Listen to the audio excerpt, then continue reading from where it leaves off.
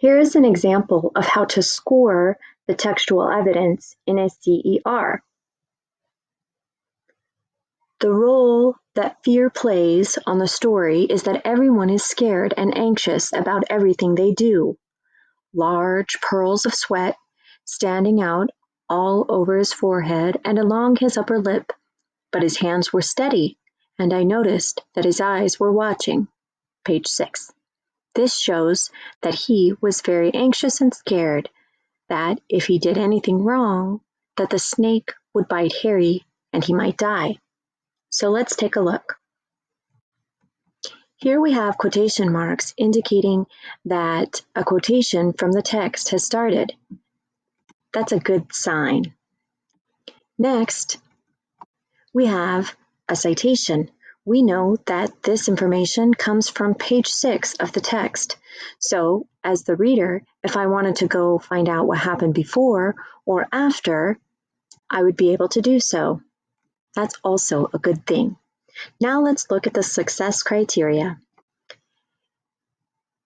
For embedding your textual evidence, you're successful if you give context for the textual evidence, you put quotation marks around the textual evidence, and you put a citation for the textual evidence using parentheses, following the formula of the example.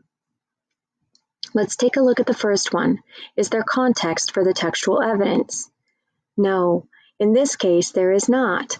There is no who or when this is happening from the story.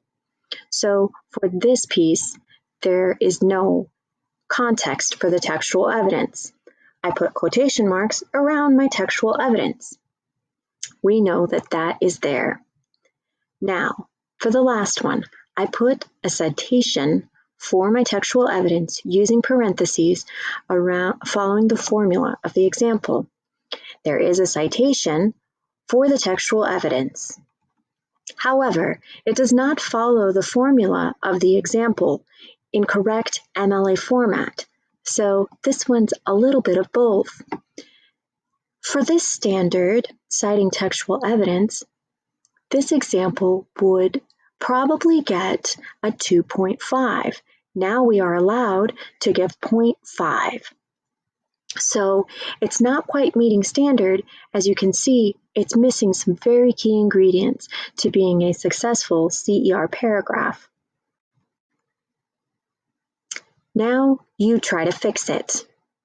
And additional ones that might be on the discussion.